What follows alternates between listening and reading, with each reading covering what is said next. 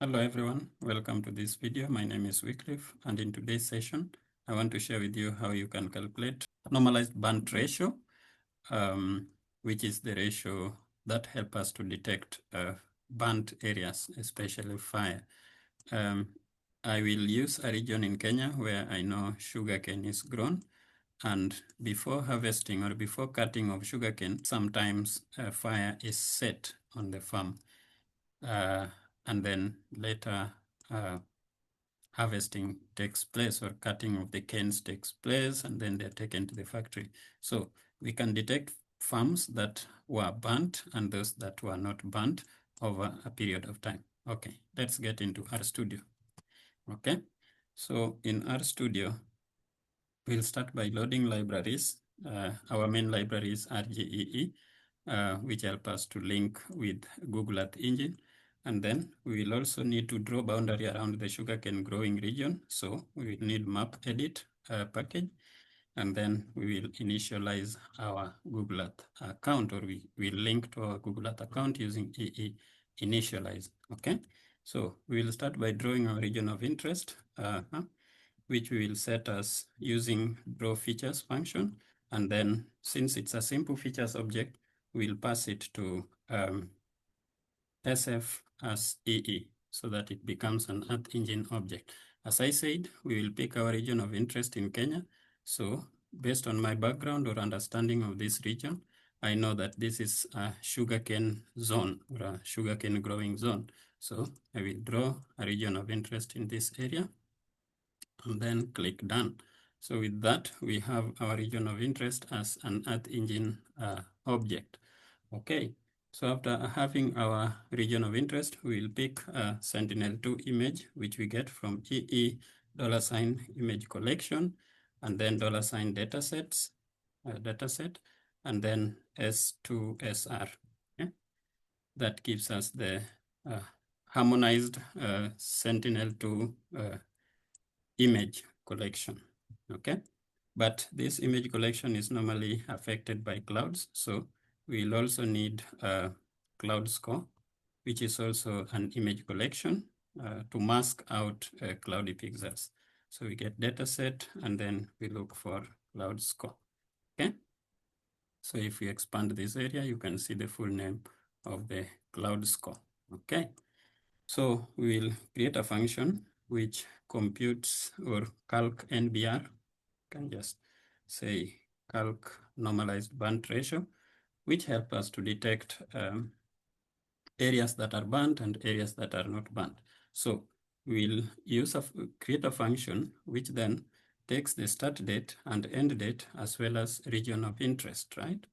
Okay, once it has picked those, it will take our Sentinel-2 image collection, okay, and then filter by date, filter date, and the date will be from the start date of our interest and to the end date of our interest, okay?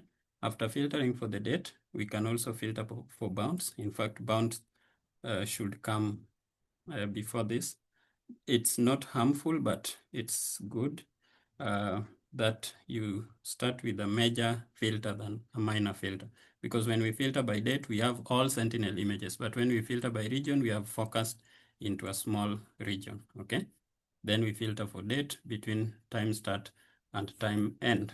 After that, as I said, we only need near infrared and shortwave infrared bands. So we will pick band 8, that is the near infrared band, and also we'll pick band 12, which is the shortwave infrared band from Sentinel-2. Okay, after picking these bands, we can then link our collection, which is CS plus, which we defined here. So we bring it here. And then the band which is useful for us in masking the images for cloud is CS, okay? And then to each image, we map a function. And what this function does is that it takes an image and takes a quality assessment band. This quality assessment band should be selected from the image where we have CS, okay? And then to the image, we can say, take the image and update mask, right? Update mask where the quality assessment is greater than 0.6, right? Then we will then create a normalized difference.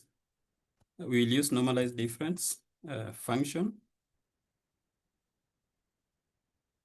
normalized difference function to calculate the band ratio. And it takes the near infrared, which is band 8, and band 12, as we selected before. And then we can rename that our output as NBR, normalized band ratio, right?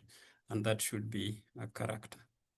All right, after that, we can get the median for our period of time if we want, or the max, but let's go with the median for now. Sometimes you can prefer max, and then we clip it to our region of interest, which we provided as one of the arguments in the function. Okay, so with that, our function is complete. That ran without error. Okay, so this function, we can apply it to compute normalized band ratio for any time period of our interest and region of interest. Okay, so let's get the difference, because if a region is burnt, if your farm is burnt, then it means before it was healthy, and after it is likely that the crops have been destroyed. If your farm did not have any crops and then it burns, maybe this may not be the best index for determining the level or severity of the burning, okay? But if it had some vegetation, which means it was reflecting well on the near infrared, and then later after burning, it's now reflecting better on the shortwave infrared, then we can have the difference, right?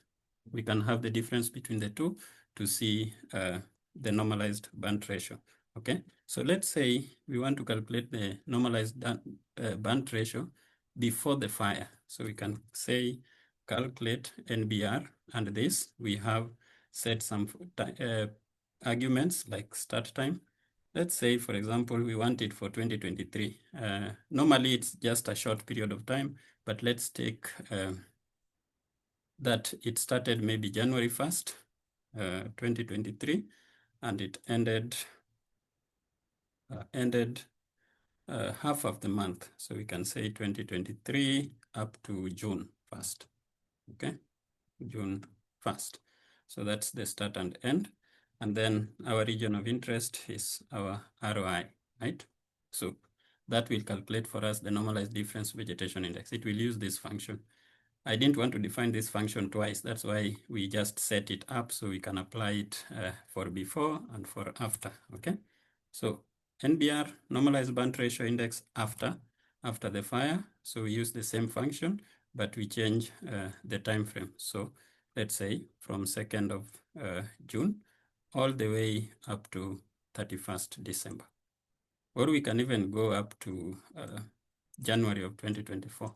There is no problem with that because that is when we will capture the 31st of December, okay?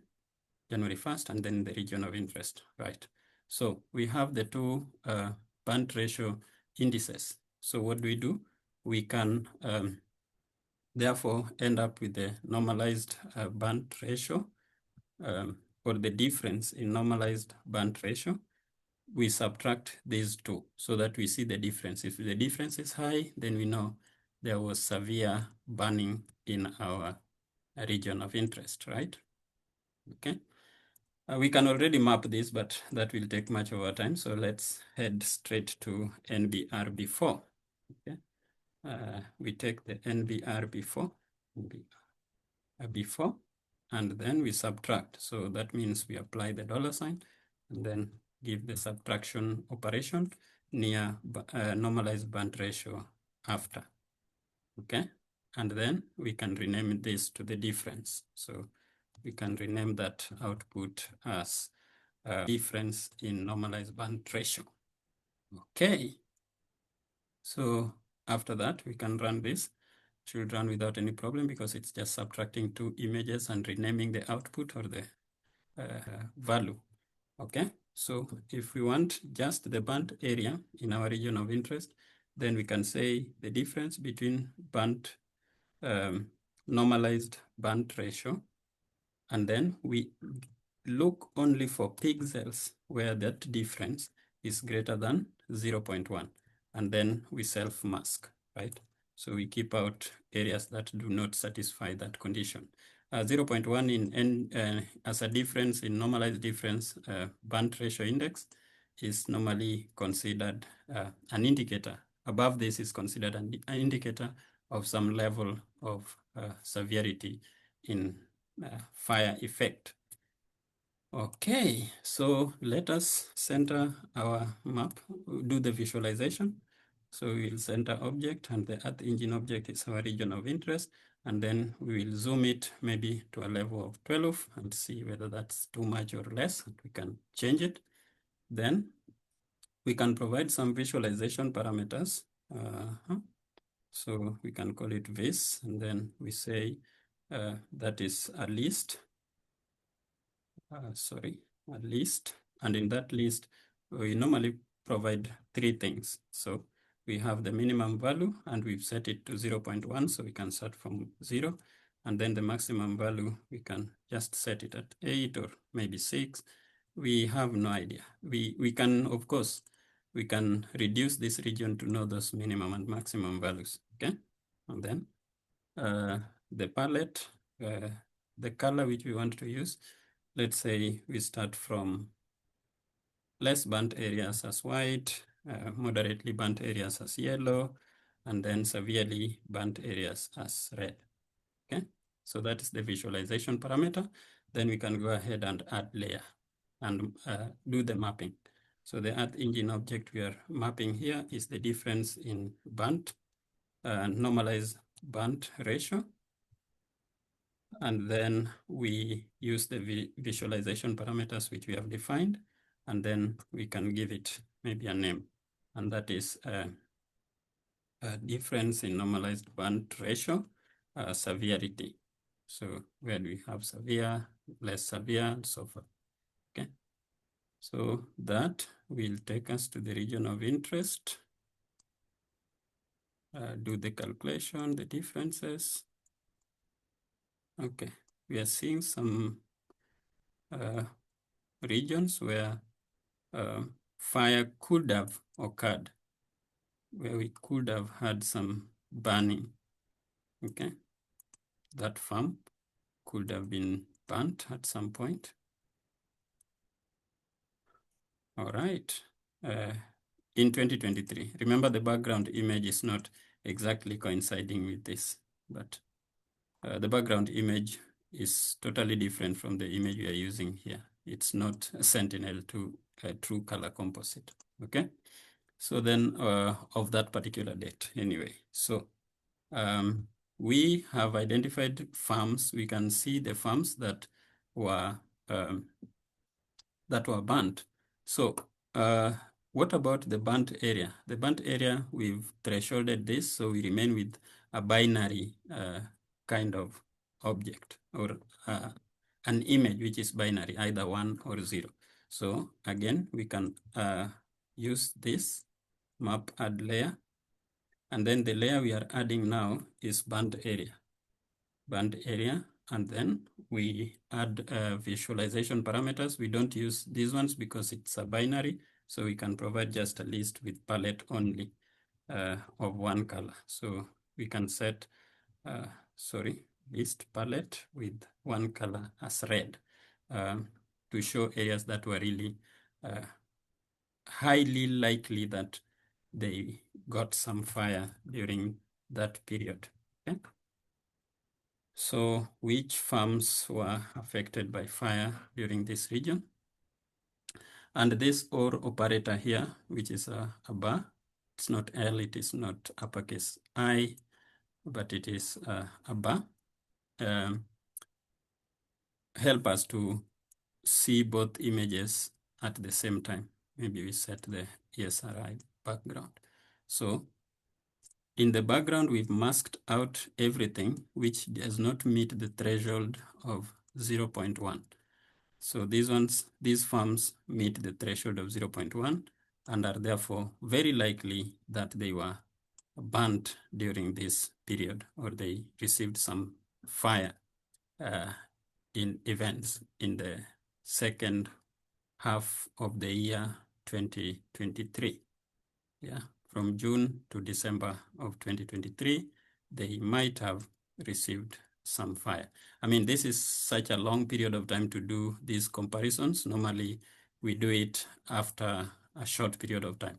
For example, if there is forest fire, which has started somewhere, and you want to know what is the extent of the area that has received fire, or which direction is the fire going, and then with that, you can calculate or determine the area or see where to make some efforts to curb the spread of the fire. Okay, thank you so much. That's the end of this video.